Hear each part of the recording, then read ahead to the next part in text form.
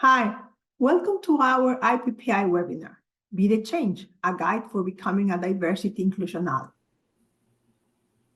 This webinar will shed light on how diversity is understood and perceived in the Americas, Africa, Asia, and Europe, introduce the main concepts associated with diversity and inclusion, and provide practical tips on how individuals can facilitate change by becoming allies for unrepresented groups in the IT field. I will be your moderator. My name is Maria Cecilia Romoleru. I'm a partner in Corral Rosales, a law firm in Quito, Ecuador. Next slide. Before we start, some housekeeping. Questions to the speakers can be submitted via the Q&A box. Q&A session will be at the end. For technical problems, please send a message in the chat box to IPPI events. There's a brief survey after the webinar. Thank you for your feedback. So now, before we start, I will ask our speakers to introduce themselves. Shall we start with Dirk? Thank you, Maria. Hi, everybody. My name is Dirk Hannekom. I'm a partner with Spoor & Fisher in South Africa, and I'm based in our Cape Town office. Lisa. Thank you, Maria. Hi, everyone. My name is Lisa Mueller. I'm a partner at Cashmere Jones. I'm a patent attorney. I'm based in Chicago, Illinois, and I'm the chair of the AIPPI Diversity and Inclusion Committee. Amita. Thank you, Maria. Hi, everyone. My name is Amita Haylock. I'm a partner in the IP and TMT group of Mayer Brown. I also co-chair the firm's Women's Network in Asia. And under this role, I led the Everyday Behavior Project 2023, which is a first of its kind survey into sexism in Hong Kong's legal sector, jointly done by Mayer Brown and Women in Law Hong Kong. Essie. Thank you, Maria. Hi, everyone. I'm Esseni Zobhan. I'm the managing partner of the firm Obhan & Associates based in New Delhi, India. I am a lawyer, an engineer, and a patent agent. I lead the IP practice at our firm, and I split my time between IP litigation and IP prosecution. I have litigated trademark, patent, and copyright cases before the Delhi High Court and the Supreme Court of India. I really enjoy IP. I think it's one of the most diverse and stimulating areas of law to practice. I also enjoy motorbikes and going for wildlife safaris and spotting tigers in the wild. Thank you. Gwen.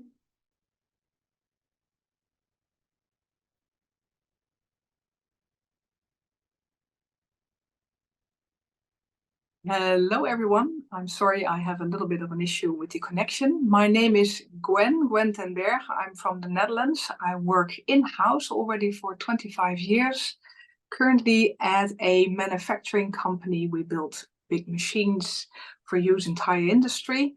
I've been an active member of AIPPI for already quite some time, and diversity is one of my pet projects and always talking about it. Thank you so much. Lisa, how do you define and understand diversity? Well, thank you, Maria. That's a really great question. And, I always like to go back to where words originate from. And so for me, when I think of diversity, I go back to the Latin root, which diversity comes from diversus, which means various. And so when I think about diversity, I think about that human diversity refers to all the differences that exist amongst all the people throughout all the world.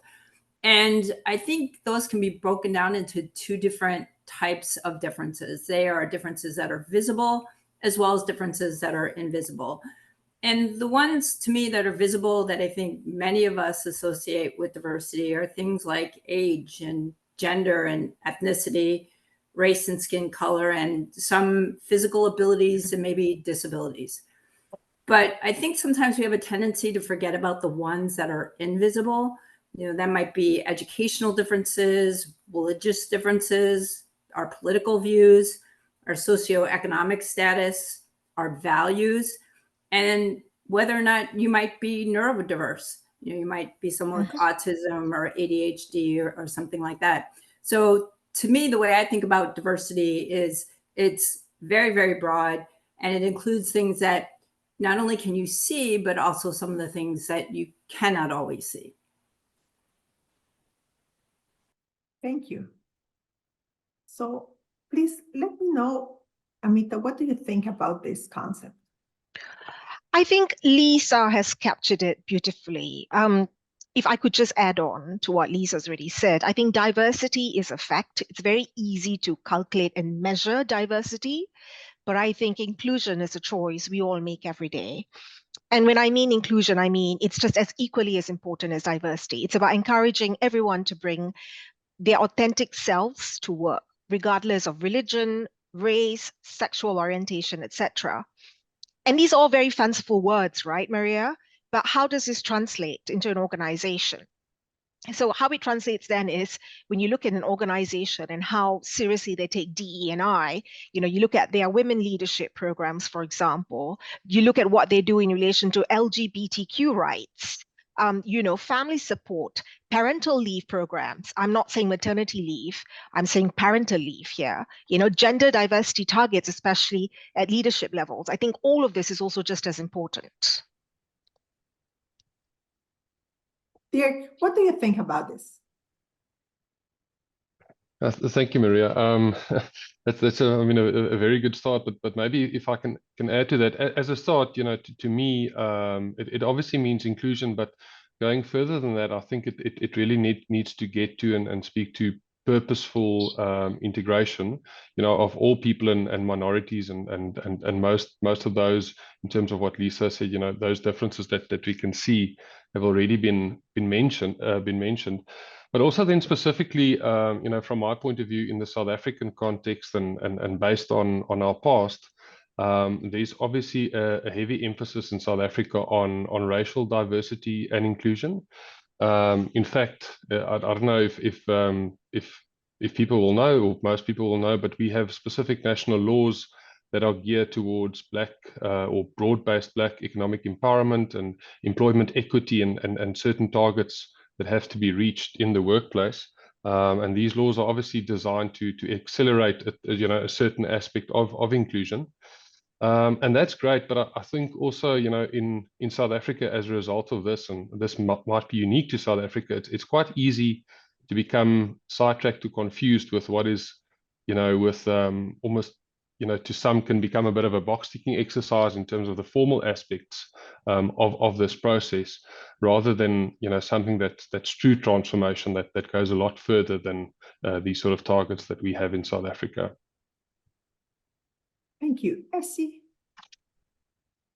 Thank you, Maria. So I fully agree with all that the speakers have shared, but when we come to India, actually, it's a little more complex, because it's a country of pluralities, and we have multiple religions, we have different cuisine and language and dressing styles and cultural identities, and roughly every 500 miles, the food changes, the dialect changes, the culture changes. And even our currency note, in fact, has 26 different languages on it. And so as a country, I think we've always lived with diversity, but there are challenges. Now, in addition to gender and age, there are factors that come into play in India, such as religion, caste, and there are certain notions of what a certain caste can do and can't do. There's class, which is not just money, but also in terms of whether you speak English a certain way or you don't. There are layers of region, which part of the country that you come from. I'm sorry, Lisa, I can see your hand up. Is there? Oh, no, keep going. Thank you. Yeah, so in addition to region, and then there's, of course, your economic background. So, and that can become significant at times, given the disparity that we have in India. And so if you look at it holistically, what you're really seeing is a situation where our identities in India are very closely also linked to our surnames. And quite often, just by your surname, you can identify a person's religion, you can identify his caste, you can often identify his social or economic standing, and it's a big tell. And culturally, I think we are always trying to identify a person's background, where he comes from, using their surname. Now, all of this is, of course, happening outside the office, but it trickles in. And that's where I think we need to, really start addressing these issues. And so, for me, for diversity really means, as a first step, is about admitting and acknowledging all of this and talking about it frequently with the team, and conveying the message that, look, we've got to respect everyone, and whatever your prejudices may be, that's outside the office. Let's not bring that in here. And it's not always easy, because some of these fault lines, they run deep. The second thing I think is, really, for me personally, diversity is a celebration, because if you think about it, all the different festivals and the cultures of the food, and if you bring it all together, the different voices, the different shared experiences, if you're able to bring that together in a firm and celebrate it all, it actually creates like this really beautiful, colorful environment, which at least we as a firm we've had a really great experience with it. So yeah, Maria, that's my bit on what I think of diversity. Thank you. Thank you. Very clear and complete. Lisa, do you have a question? Yeah, I was just going to say, I was listening to Dirk and Essay talk about some of the challenges, and I really love what Essay just said about celebrating diversity. But it's interesting in the United States, and I just wanted to bring this up really quickly. There has been a push for a number of years for greater diversity in all areas of life. But in the last year and a half or so, 2 years, diversity has been under attack in the United States. We had our Supreme Court overturn affirmative action, and now many states in the US are passing laws and bills prohibiting certain diversity statements. There are certain lawsuits that have been filed against law firms for certain diversity programs. So it's interesting time here in the US where we had such a push for a number of years for greater diversity and inclusion, and now we seem to be taking a step back. So it's kind of interesting to hear from different speakers some of the different challenges that they're facing with diversity, and hopefully we'll be able to talk about some of the ways, despite some of these challenges, we can continue to move the needle forward. Thank you, Lisa. In what specific ways can members of IPPI actively promote diversity and inclusion within their respective organization or practices? Well, I think that's a very relevant question, because in theory, everybody can agree about the necessity of diversity and inclusion. We're all here because we believe it's a relevant point. But if you see in daily practice, I think AIPPI is already a good example of a good diversity organization, because we have on many levels from all parts of the world, males and females and others who are represented in the board and the committees, the study committees and the statutory committees. But how to translate that also into the national groups and or in our daily IP or business practice. And in my opinion, it all starts with representation. If you have a good representation of the various diverse groups within your country, within your company, and there's a good division of male females, for instance, then you can already make the next step. And for instance, in the Netherlands, we have the board, and the board is always an equal division of males and females. So how to get to that? Always to make sure that you get the right division, or improve the quality or the amount of diverse groups within your company. I work, for instance, in a company with a very low percentage of females. So how to make sure that you get a better representation of diversity? So I think should be one of the first and main points of the agenda. And it means looking out of your obvious circles. It means you have to look in a different way. What would be a good candidate to fill a certain position, and not from just one standpoint. In practice, in business, what defines a good candidate? Is that a candidate that has the same qualities as we already have, or do we have to look a little bit broader and make sure that we get other people inside our business or our company? And what I can say from a business perspective if for IP firms, if you have to choose, if you realize that the amount of female business IP persons is increasing, it means that the counterpart is more likely to be female. So if you want to have a representation within your IP firm, you have to take that into account. If it's only a male company or a male firm, it may be less easy to get inside and get the business. So from that perspective, I think it starts with representation, and then you really have to look at inclusion, as was already said in the panel before. So make sure people who have been given a seat at the table, they are included in discussion, and maybe be a little bit more inviting to ask their opinion when they are maybe sidetracked or overruled by people who have a more intense way of speaking, or more a male way of speaking. So I think those are things, sufficient representation, and once they're there, and if they're there, make sure they are included in conversation, that are starting points to increase the diversity level within our IP group.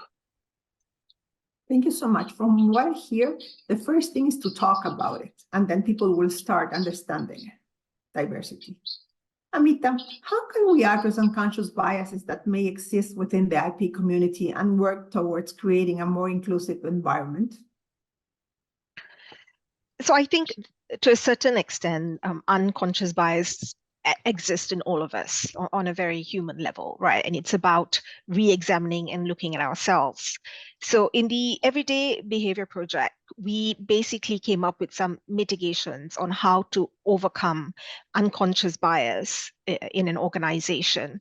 And maybe I'll just share a few with you.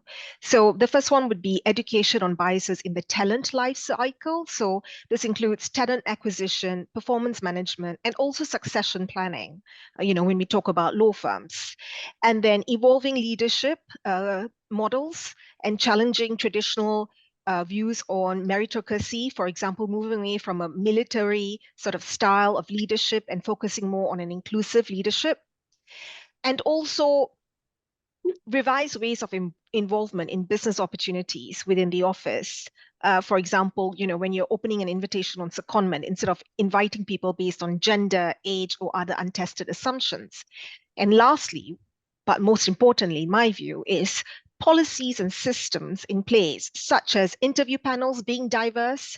It is currently quite common in a law firm for just one partner to interview one candidate, blind CVs, and ensuring structured interview questions to avoid any personal biases. Thank you so much. Dirk, what do you think about this? This is quite interesting. I quite like the last part. I mean, obviously about the diverse interviewing panels, but the blind CVs one is quite an interesting one for me. But in terms of this discussion on unconscious biasness, I think, for inclusion generally, but also for unconscious bias, I think it is important in organizations, and particularly in law firms, that, and maybe, it's obvious and it goes without saying, but this really has to come down from the top. We need to speak about unconscious biasness from a leadership point of view. And then it has to become more than a directive and a policy. It really needs to become a culture. And I think that can only really be driven from the top. So that's just the one thing that I wanted to say. And then we had a while back at our firm, a consultant that specifically spoke on unconscious biasness. And something that, again, it might be obvious, but it was quite interesting to me, is that it's also important to identify, that people are human beings, and people will have different levels of unconscious bias before you start addressing them. So the first one that was mentioned was somebody that is unconsciously biased but willing. So this person is not aware perhaps of the extent of the unconscious bias within themselves, but they're willing to engage, and they're willing to do the self work and improvement. And then you get others that are unconsciously biased but in denial. So they will say, yes, we have spoken about these things, and we have a bit of D&I fatigue already, and it's not necessary to speak about these things anymore. We've addressed these things, and we're now beyond these things. And then, of course, the very difficult group of people that are not actually unconsciously biased, but actually consciously biased, and we have to, in this discussion, also acknowledge and identify that we still have a lot of those sort of people around. Thank you so much, Dirk. Lisa, going on with the topic, what are some common misconceptions about diversity and inclusion in the IP industry, and how can we work to dispel them? Yeah, thank you, Maria. I think, that's a great question. And Amita touched on one already. And I think some people tend to think diversity and inclusion are the same things. And as Amita pointed out, that's definitely not the case. You can hire all the diverse people you want, but if they don't feel included, if they don't feel a sense of belonging, if they don't feel valued, they're not going to stay in your law firm very long. So, I mean, that certainly is one misconception. Another one is that I've heard in my firm is that, well, there just aren't enough diverse people out there to hire. For example, in the US, and we're hearing from our clients that they would like us to hire more Black patent attorneys and patent agents. But we have a pipeline problem. Those individuals just haven't been going into STEM, and they're just not out there. They're not going into patent law, even if they do have science degrees. So it's taking that issue, that pipeline problem, and acknowledging that it's there and doing something to change it. So trying to further back into the high schools and elementary schools and trying to get more diverse individuals into STEM, going into universities and speaking with postdocs and graduate students and PhDs about patent law and things like that. So, just saying, well, the people aren't there, we've tried, that's good enough. That is something that just isn't acceptable and is something that can be readily worked on and developed over time. Essie, what do you think about this? So I fully agree, in fact, with what Lisa said, and also with something that Dirk said earlier, that there is this kind of a misconception that we are doing enough. And for example, I mean, from an Indian context, the Indian Supreme Court earlier this year announced that 61 new individuals would now be senior counsels, and that's it's a great achievement. It's like the barristers of the UK. And of these 61, there were 12 women. And this was the first time that such a large number of women were being designated as senior counsels. And of course, a lot of people were celebrating this, and rightfully so, especially on social media. But if you zoom out a bit and if you look at it a little more carefully, given the large number of, just the sheer number of women and the whole population of this country, like that 20% after 75 years of independence is clearly not enough. But even more so, if you look at the higher levels of the practice in India, especially in courts, the gender representation is just really, really low. So I think there is that little bit of misconception that we've addressed this issue and it's done and we don't need to spend more time on it. I think another misconception, and this might be for, perhaps more local for me, is that diversity and inclusion is some sort of a charity project or the feel-good term, or something that's currently popular. And I completely disagree with that, because enough studies have shown that the sheer benefits of having a diverse environment, right from your decision making to the culture that you create in your law firms, it's tremendous. And in fact, we've seen this firsthand. So yeah, I think those are the two big misconceptions that I'd like to flag. Thank you. What role can mentorship and sponsorship play in supporting underrepresented individuals in the IP field? And how can we encourage more these relationships? Well, I think mentorship is extremely important because it will give an opportunity for younger or underrepresented individuals to have access to a network and ideas and empowerment to really put something on the agenda.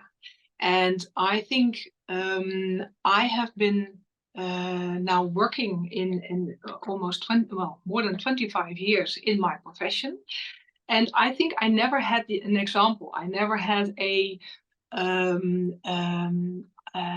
aged female person who was my mentor and who could have helped me sail the different difficult situations and the obstacles.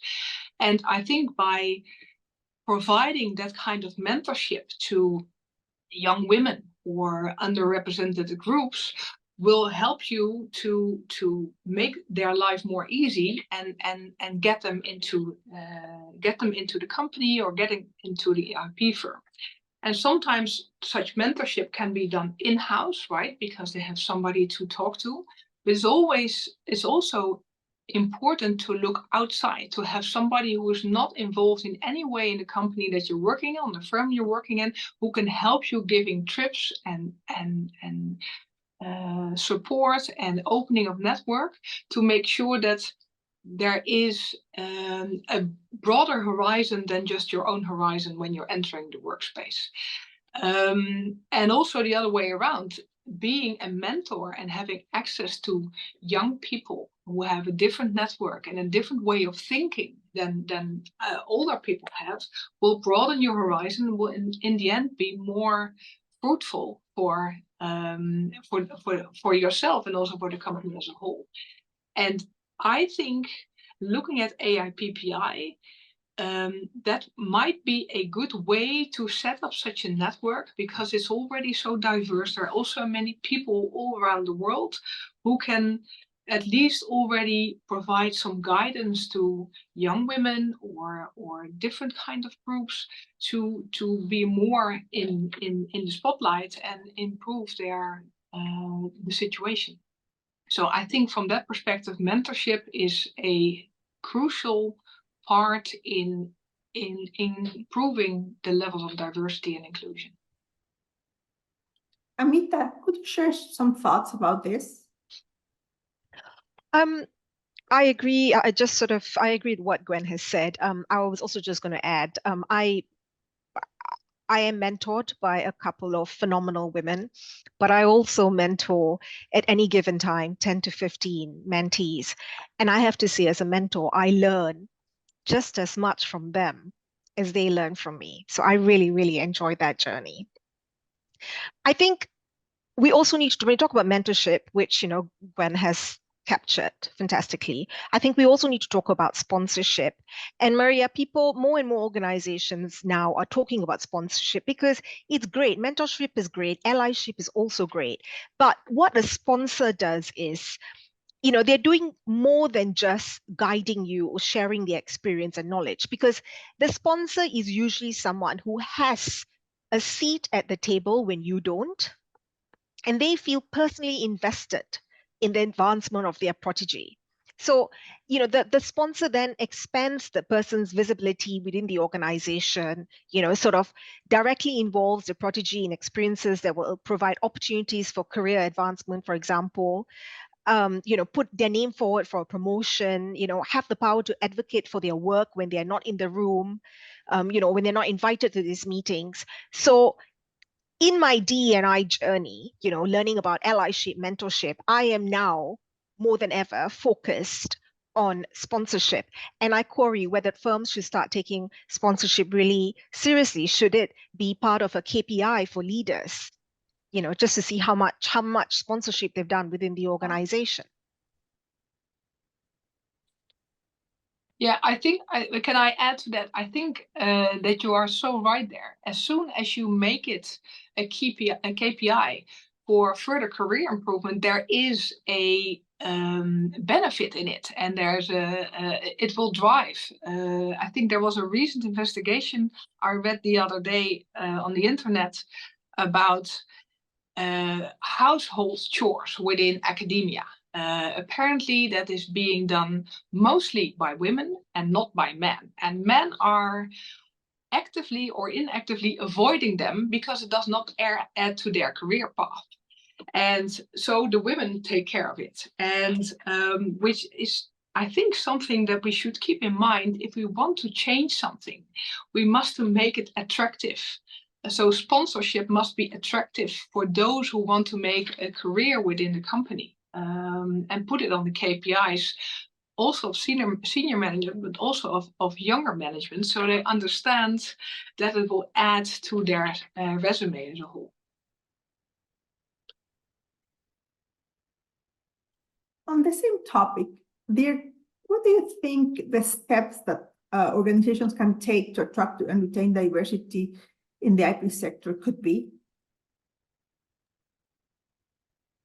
Maria, I think Lisa's already alluded to it, but specifically in our context, what she's talked about and about pipeline really resonates with me. I mean, we do have real challenges in that sort of scenario, and not only that, but also the competition for talent. And after COVID, with with remote working abilities for some people now, international competition. So I think there really has to be deliberate efforts about identifying young talent and going further back into the pipeline to create awareness and that sort of thing, and then also supporting them in different ways throughout their studies. It might be financial, but there might also be various other ways in which to support these candidates. Because I think in these conversations, it's critical to acknowledge that people from these backgrounds might have multiple challenges that we as people that have not lived those experiences perhaps are not even aware of or not even considering. How do you navigate situations where diversity and inclusion efforts face resistance within your organization or professional circles? Yes, that's an interesting question, because we're encountering it on a daily level, and you don't want to be the one who puts it on the agenda all the time. So there is a lot of unconscious bias, which you need to address somehow. And what my take is, I always try to do it with a sense of humor. Use humor to address awkward situations. And that has been my main way of doing it. And that way especially I find it insightful what Dirk just mentioned about the unconscious but willing and the unconscious but unwilling kind of people. I think with the people I meet within my circles and my business circles are most of the time unconscious but willing.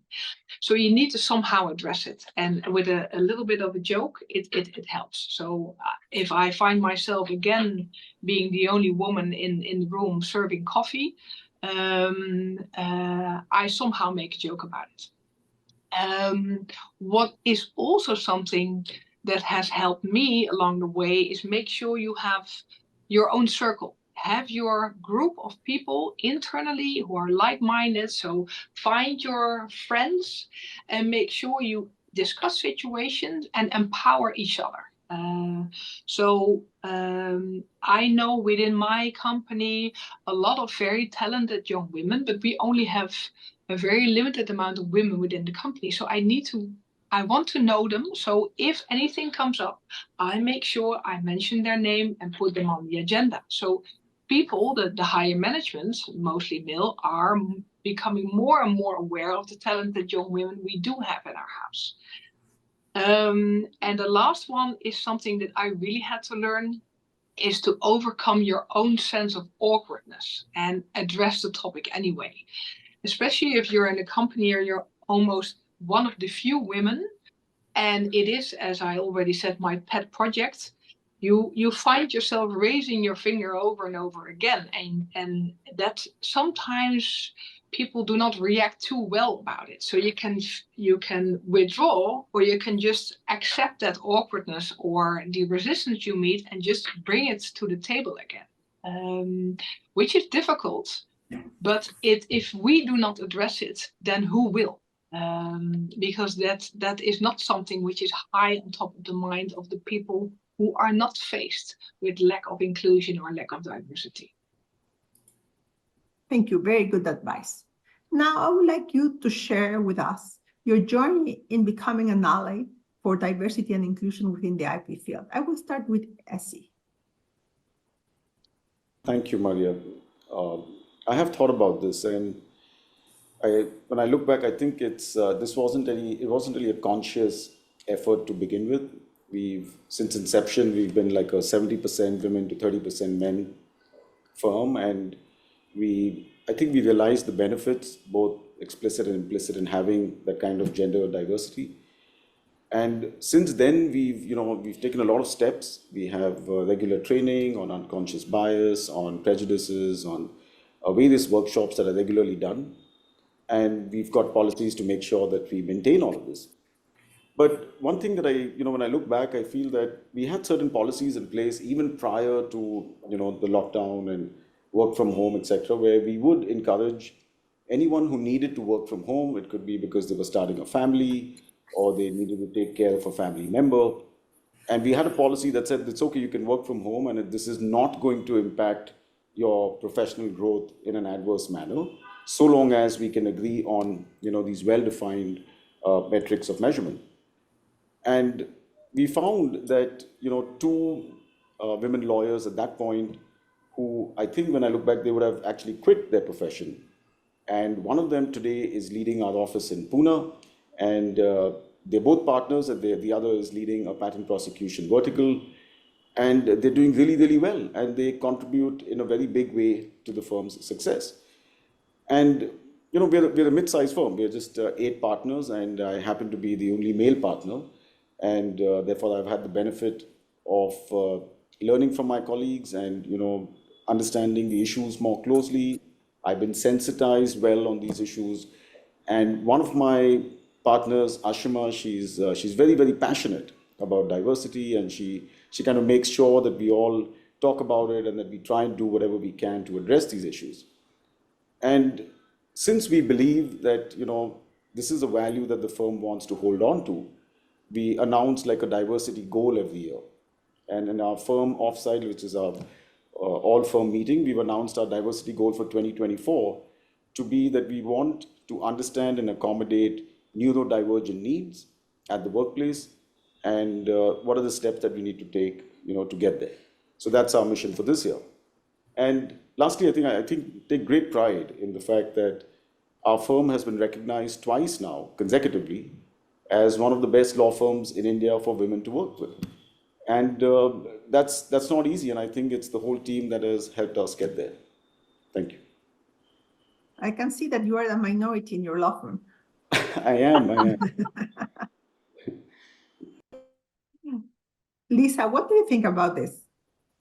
Yeah, I really appreciate, Essie, what you said, because I too am from a small law firm. And when I joined the firm back 6 years ago, being based in Middleton, Wisconsin, which is where our headquarters is, there was really no diversity other than 2 women partners and a woman associate. And it wasn't actually until we started getting some pressure from some of our clients that the firm decided that, they really needed to do something. I think for a long period of time, they felt like because that they were small, they were going to fly under a radar and didn't need to do anything. So that's when I sort of took things over and started making some changes from a diversity statement. We have gotten involved in a lot of diversity initiatives. One of the things we did, going back to the pipeline problem that Dirk mentioned, was we started a free patent academy where we bring in now all individuals, diverse, non-diverse, who have a science background, who are interested in getting into patent law and maybe can't afford to take a patent bar review class. And we train them in the basics of patent law. We teach them how to write patent applications. We teach them how to draft patent applications. We work with them in trying to find jobs, trying to increase the pipeline of diverse individuals. But, I'm really thankful that, we had that client that really pushed us because, like I said, it was very hard, going back to something Gwen said, to try and change some of the mindset in our firm.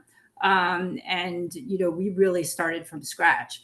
And so we've now have a variety of different diverse individuals working in our firm with a variety of different backgrounds. And, that's all happened relatively quickly within the last 4 years.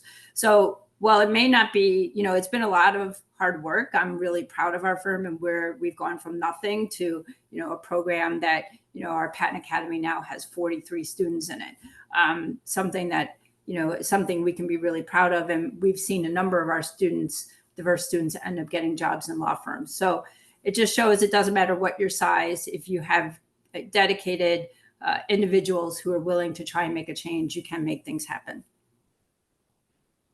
Amita, could you share with us your story? My LI story is a very simple one. I came back from maternity leave 6 years ago, and I got minimum Hong Kong statutory leave, which was 10 weeks. But obviously, I was in an extremely privileged position to be able to take 6 months. But I realized not a lot of women were in my position. So I made a lot of noise.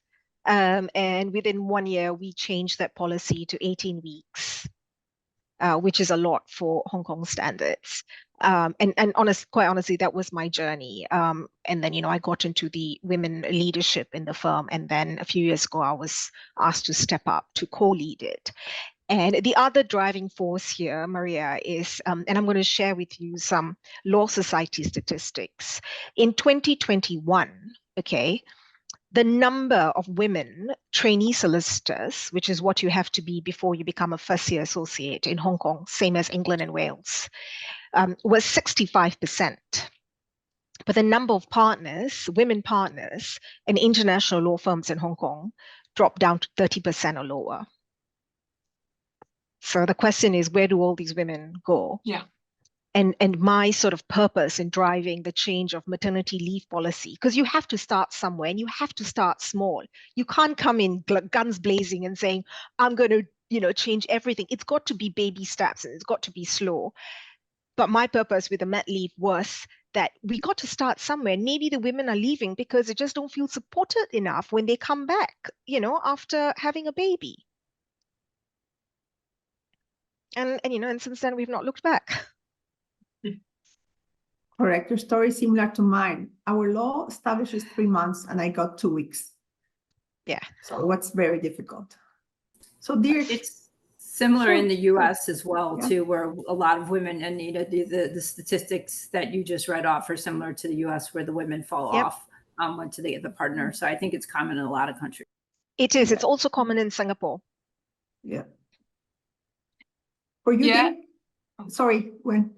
Yeah, sorry, I would like to add something that, first of all, it's of course the women that need to be supported in such a way that they can come back properly after such a life-changing event.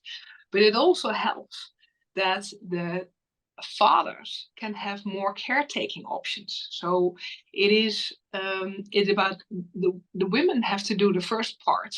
But I think if you look at the Nordic states, where there's a much more room for men to also take their part of taking care of the baby, which will enable women to come back also far more easy than just, have the baby, come back maternity leave, and then start full day at work again and bring your baby to the daycare, which is a difficult for everybody. But it starts with making sure that the men are facilitated to take their part as well. And I think most young fathers nowadays want to do that, but there is also a lot of unconscious bias towards them not to be able to take up that paternal leave or parental leave, because they're somehow judged also in a different way if they take up that leave. So it starts also with empowering and enabling the young fathers within the company. Yeah, very good comment, Gwen. Dirk, could you please share your journey with us? Hi, Maria. Yeah, I mean, not so much a journey as a sort of, my feelings and realizations. For me, obviously, sitting on the panel, it's important to acknowledge and state that obviously I do come from a privileged background. I'm not somebody that have been discriminated against in my past based on any attribute. And however, there's also the realization that comes from that even though you might come from privilege, you still have a right, to speak up about inequalities when you see that, and perhaps not only a right, but an obligation. And in fact, it places us that have perhaps come from privilege in a very strong position to purposefully support that. So I think for for a lot of people, they feel perhaps that they're not sort of entitled to really push or take part in these conversations as a result of them, you know, coming from privilege.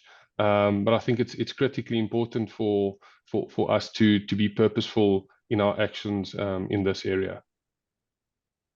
Gwen, please share your journey with us. Sorry, did you say my name, Maria? Yes, Gwen. Okay, Sorry. My journey. Ooh, I think when I started to work, I was just so overwhelmed of initiating work and doing that I was not fully aware of everything, that's all the unconscious stuff that held me back. And I think by the time I get older and more aware, I start to notice a lot more. And the good thing about being at a certain age, you can help spread that awareness about diversity and inclusion by trying to help younger people or bringing it to the table. So my I think that's what I wanted to share. Now I have a question that please feel free to answer, the one that believes could answer it. Do you think meritocracy and DI are conflicting?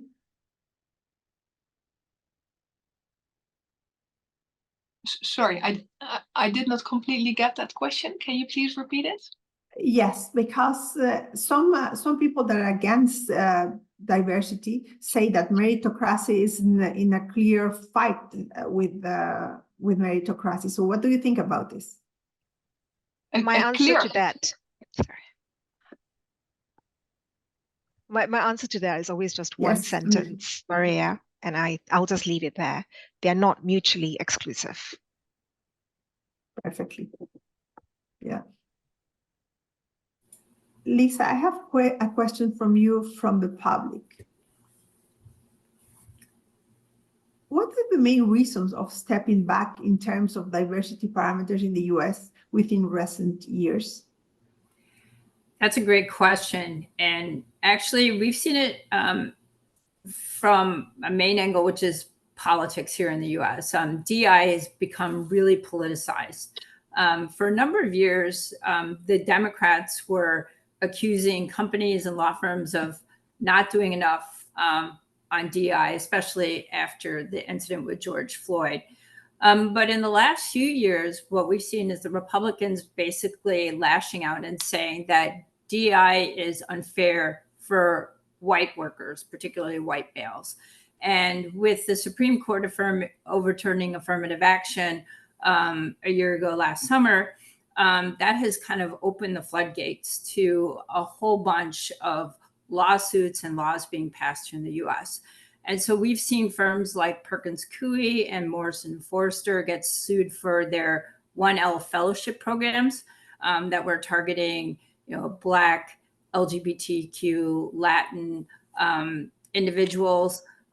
We've seen venture funds here in the US that were directed towards giving venture funding towards Black women get sued for violating affirmative action. We've also recently seen the Smithsonian Museum get sued for a Latin X internship program. So right now, the sentiment here amongst a large part of the country has been that DEI is unfair to white individuals, particularly white males, who feel that they're being unjustly discriminated against by these programs. And we're seeing this carry over into states, which are also passing similar type of laws, particularly when it comes to colleges and universities.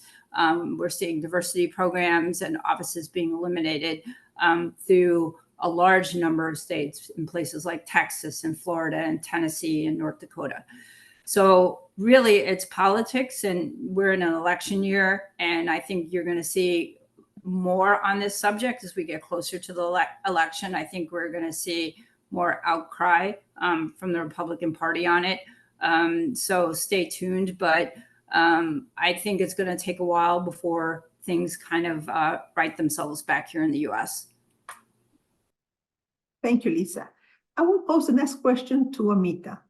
Where do you start to address D&I, especially in IP profession? For example, women are still underrepresented after years and years of talking about this.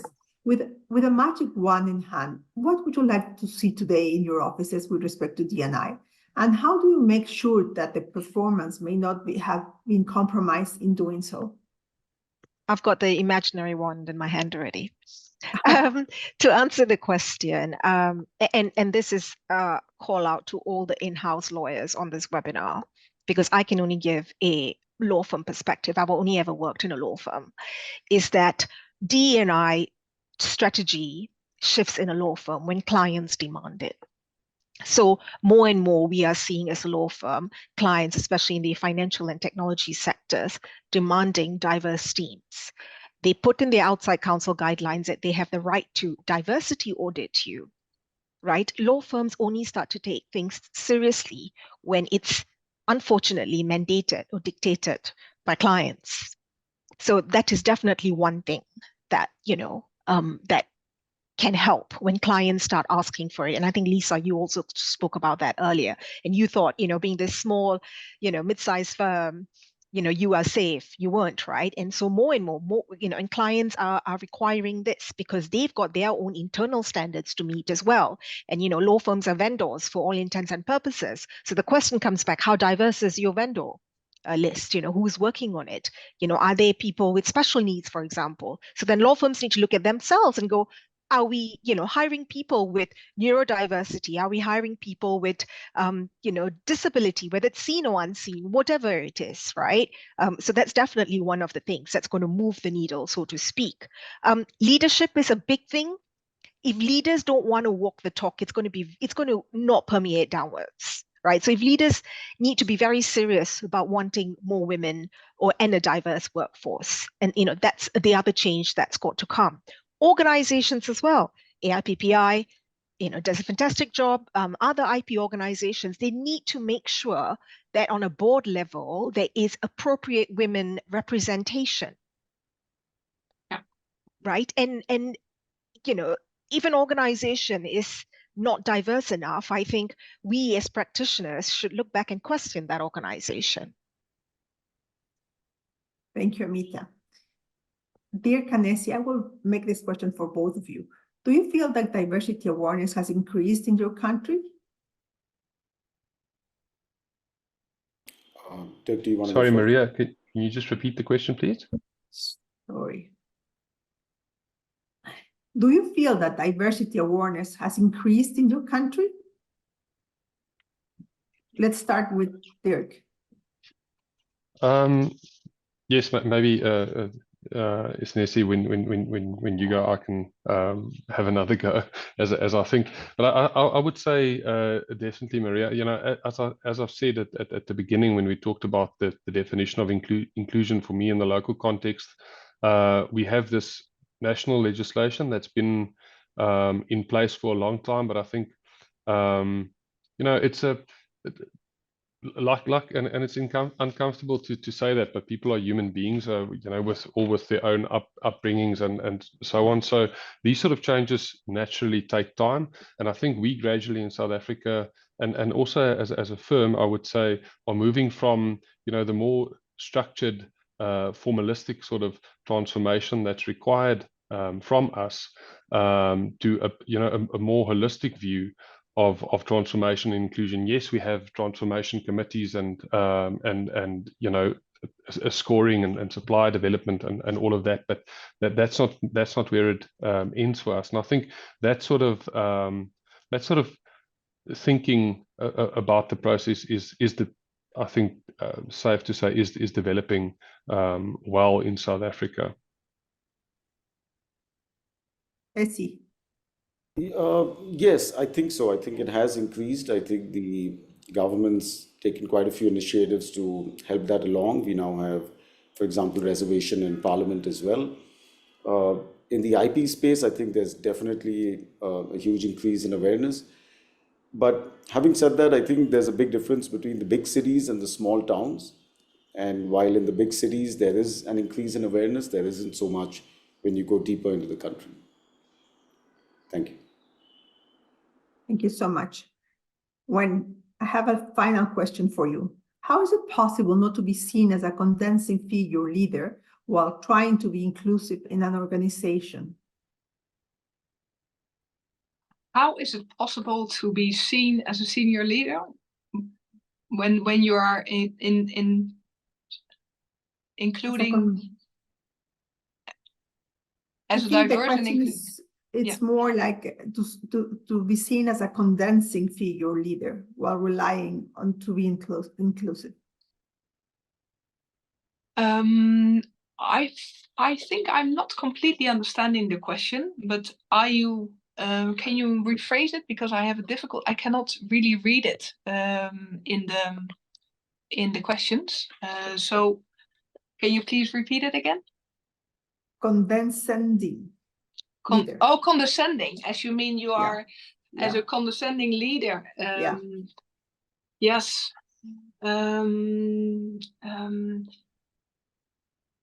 When I have when you are at a senior position, and you have a certain way of working and thinking, it's being looked upon differently. But I really I think this is a difficult question for me to answer. So maybe there is somebody else who can answer it in a better way, and I'm struggling to find the right answer here.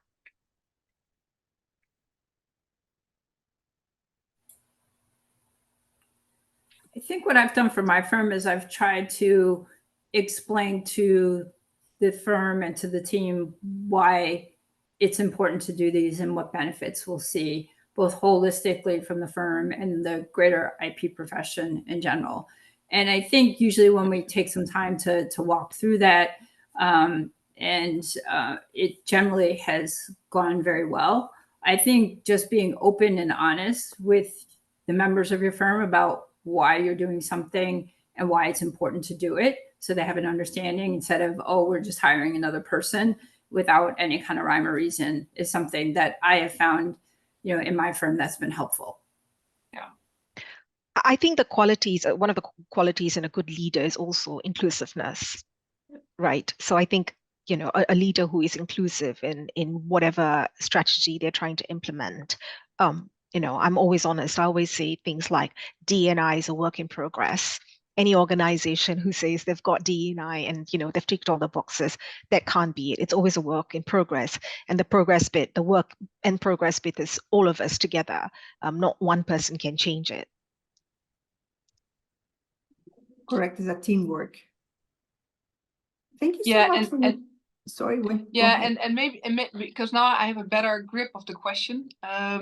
I think it's also about leading by example, which is if you are as a diverse person within a certain group, you are at a leadership position. So what I'm doing right now is make sure that in my daily practice is always being practiced and put forward. So if I try to hire people within my team or give people a chance, I purposefully look at others, at more females, other ethnic backgrounds, neurodiversity. So it has to be an active approach. And if you put that forward every now and then also to my colleague managers or directors who have a more one-sided way of looking at things, you sort of bring them you bring it to the table. And I think that's, if you look at organizations where D&I is not such a big topic, even though they may present it to the outside world as being a big topic, but internally it's not a big topic because it feels more comfortable to be just around the group of people you already know, right? The people you are familiar with. But it is having those few people inside the company who try to lead by example and put it on the agenda. I think that's the only way to address it from inside out, if there's no external pressure. Thank you so much. I think we are running out of time. Lisa, I understand you have some news to share with us. Yes, I thank you very much, Maria. I just want to let everyone know the Diversity and Inclusion Committee is really excited about our webinar series. Today was the first one, and we're really grateful for all of you participating. We have 3 more scheduled. The next one is Monday, June 17th, and there we're going to talk about how to create a more diverse innovation ecosystem. And the next one after that will be on Monday, August the 19th, where we're going to be talking about dismantling stigmas about mental health and IP and provide some resources and support for attorneys. And then finally, our last webinar series for the year is going to be on Monday, November 18th. And we're going to talk about ageism and how to promote age diversity in IP and how we can all better harness some of this intergenerational knowledge within our profession. And so really excited about this webinar series for this year. Appreciate all of you attending today, and we look forward to seeing you at these webinars throughout the year.